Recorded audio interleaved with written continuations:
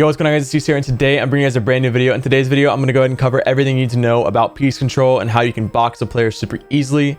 If you guys enjoyed the video, please be sure to drop a like, subscribe if you're new, and enjoy. All right, so the basics of piece control and box fighting is, you have to box the player first. So when it comes to boxing a player, there's a lot of ways that you can do it. But what the most common ways are, players are going to be on the outside of the box here, and they're going to be jumping on a ramp, trying to grab your wall.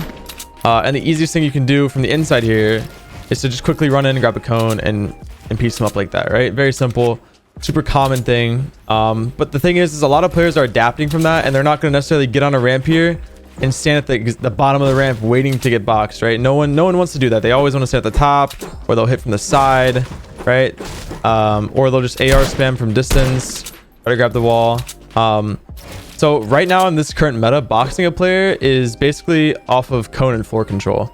So cone and floor control is simple as just like putting cone floors out, getting ready to edit and something like that, right? Put a box around them, boom. So the easiest way to do that, and I'm going to touch over trios because we're obviously in trio FNCS and this whole year is on trios. So basically, what I like to do in a trio is I'll have myself or my teammate go for the cone or piece control on the roof, right?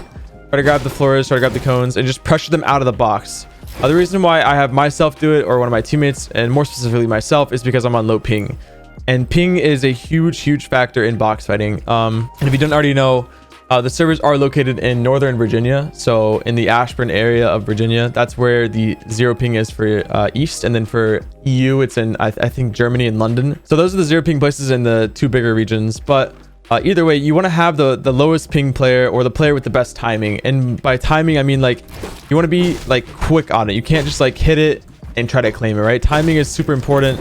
And I don't really think there's like a way to practice timing other than just by playing.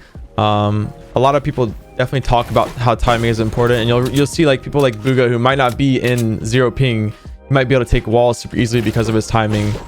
He's just super used to it and knows how to take walls and how to take pieces. So yeah, cone control is definitely like the number one thing now in this meta, because like I said, you're not going to want to jump on the wall, you're not going to want to get full boxed here. The next big thing is avoiding pre-boxes, if that makes sense. So like players will often like maybe put cones out, or you'll be running by like this, and you'll be getting ready for the fight, and the player will be in this box, right? From this perspective, you're running up, you may be putting a wall here, just kind of spraying, putting pressure on the walls, whatever it is. But that's not a good thing to do anymore, because obviously people have gotten in the habits of practicing this whole zigzag tarping, which I'll go over in a sec on how you can really like warm up your piece control, and how you can get improvement on it just without like playing with actual opponents. But past that, yeah, that's not necessarily a strategy that really works anymore. You're not going to be able to put pressure on both walls or like try to like get them all 1 HP. People are literally going to, like in this current meta, just going to like full piece everything, and you'll be right here and you'll get piece. Like I don't know how to explain it in the best way. It's just like you got to be taking a fight like more cautious now. Try to get closer by playing slower. So if a player is boxed up right here, right, and I'm coming in from this side, I'm gonna literally ramp myself like this, be spray wall, get top, and then boom, cone control, right? Like you're above them. Pretty simple, right? The next big thing to do with cone control is, and you'll see with like Day and Mero and a lot of really mechanical players, especially people who play Zone Wars a lot, is they'll literally hit the cone, swing on that, edit this, boom. Like so wall control is super important here, because obviously the player could literally just run out on you and full piece you here. So wall control is super important, and having a wall here, and then also there's some clips I could show you, but the big thing about wall control is not like playing in the same spot, as well as having a second wall. So here I would want to put a second wall, because if this guy comes out here, easily could just swing here, box me like this, and try to get me. But if I'm over here, I'm running out and I'm good. So having wall control in 1 or 2 areas is super important. So yeah, that's the basics of cone control in this current meta. Cone control is everything, right? And how to box the player and how to avoid getting boxed, and what to really expect when you're going against a full team or a solo or whatever. When you're running at a player in this current meta, you just have to be ready for that, for the quick box. You know what I mean? They're gonna try to do something like that, try to be super snappy, and try to catch you off guard, especially in pro play. So those are the basics of that. Okay, so piece control, right? the basics of piece control comes down to what pieces can you claim, and like you have to know what you can claim, and how fast can you claim those. So obviously cones go out a certain distance further, right? And you guys saw even there, I can put a cone over this wall, and that is literally like some of the best piece control habit to learn. I do it a lot. A lot of pro players do it a lot. It literally allows for so many outplays and so many easy grabs on height.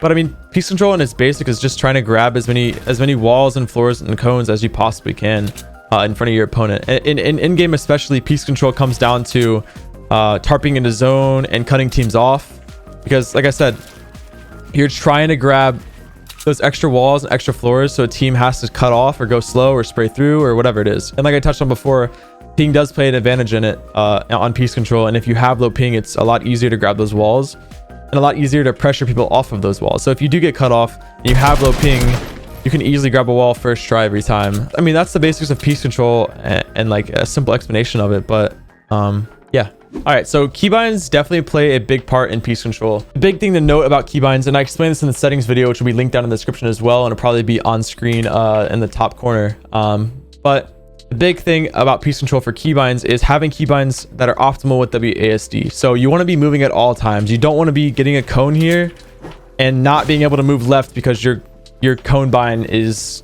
so far to the left side of your keyboard that you can't possibly move left while you're grabbing a cone. You want to be fluent at all times, and those are the most optimal binds. Obviously, it's very hard to find like perfect binds. I think that's like a super rare thing to come across, and I don't think there is a necessarily perfect bind for piece controlling or for boxing people, but it's just something that you have to get used to. Like everyone has different binds, everyone has something that they're used to, and put the time into it and everything becomes like normal, like it's easy basically. But yeah, optimal binds would basically be anything that allows you to keep your fingers close to or on WASD. So for me personally, I have two side buttons right here on the mouse, two of these side buttons, and then for me I have middle mouse button, so I press down this button right here and it allows me to pull my floor out. So wall, floor.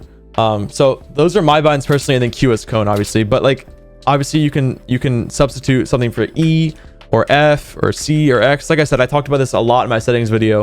If you guys haven't checked that out and you want to learn how to get optimal settings in the best way so you can start off with the right stuff, then definitely go check that out. All right, so from a pro's opinion on what's the best way to improve, like I said, this is my opinion, and this is what I would do and how I improve the fastest and the quickest. Obviously by playing arena. So there's multiple ways. Let me break it down a little bit. So there's arena, right?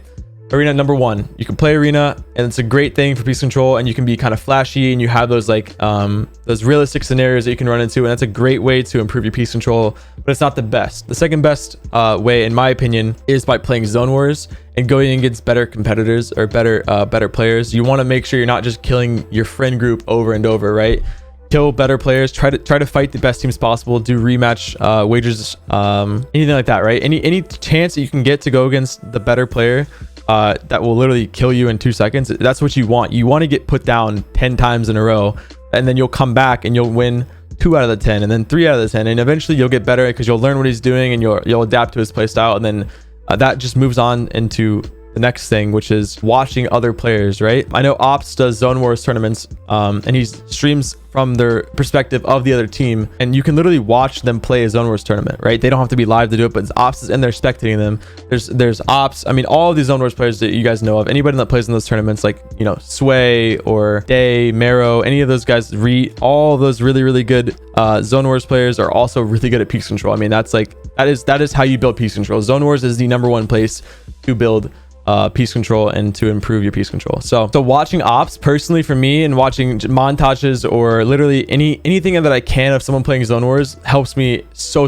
much. You'll watch players that you had no idea about that will literally do the most insane retakes and the most insane cones like this that will literally block their opponents off, and I pick up on the smallest little things that will help me in my gameplay and help me piece control players in arena or in tournaments or whatever it is. So yeah, the two biggest things is getting into Zone Wars and playing and actually putting yourself in that situation, in that environment, getting yourself surrounded by piece control, right? That Zone Wars is literally just piece control practice, and watching pro players and top players like who I mentioned. Those are the two big things, and yeah, that's the best way in my opinion on how you can improve your piece control. So the last thing that I want to show here is Raiders piece control map that I recently found out about, and that has helped me a lot.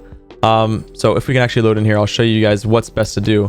Okay, so I'll put this map code in the description below, so don't even stress about that. But the biggest thing is these edit timings, right? A lot of you guys might not like think about how important edit timing is, but it is incredibly important in your building and in your gameplay. So I mean, you guys probably know the basics of it, that you can't edit a cone. I can't build here, but yeah, you guys probably know the basics of edit timing and what it really means. But this is a great way to practice your edit timing, and for me personally, it's gotten me a lot faster and a lot better. So I'll link this map, and I'll link an edit map in the description below that I personally use as well.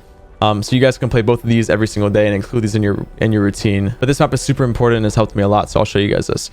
So basically, all it is just a bunch of floors stacked on top of each other. As you guys can see, if you look straight down here, it's just a bunch, and you just basically edit down. And what you want to do is avoid situations where you're like clicking it like this and not editing, or pickaxing it.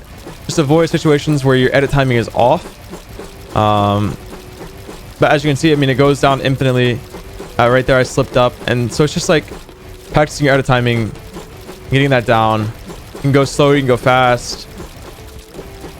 Yeah, I mean, that's definitely what I would recommend. I play this every single day. I try to get to the bottom if I can, but yeah, it's just grabbing floors and editing them down and getting your timing right. So the next thing that I want to show you real quick, let me end the game here. All right, so the next thing that I want to show you guys is the crosshair placement and movement training. This is also on this map, and it's super useful. I think this is something that people don't ever think about, or people don't necessarily consider it like a useful routine to practice, but it's super helpful, right? So the goal here is to start your edit right here and end in this center area, or within this ring, right? You don't want to go like this, end up here. You don't want to end this and end up here, or wherever it is, like in here. You want to end in this ring. So every time you do this, end in the ring, and then just reset it. And as long as you're ending that ring and making an edit, and then you just got to get faster at it, right? So like I said, this map will be in the description, and I'll link it. Make sure you guys can play these, but this is definitely super helpful. I'll go ahead and show you guys the next routine, but yeah, basically it's just like having good crosshair like management, right? Making sure you're not going too far off and missing your edit often. So yeah, super useful. Ending right in that red circle, and then you'll see it switches to the other side, and it goes on and on and on, and does as many scenarios as you can possibly want to play. So yeah, that's the Raiders map, and it's super helpful for getting better at editing and piece controlling and all of that good stuff. So all right, so yeah, that wraps up this video. If you guys enjoyed the video, please be sure to drop a like, subscribe if you're new. It really helps me out. I appreciate all the love and support you guys have been giving me on the channel. It's been really crazy.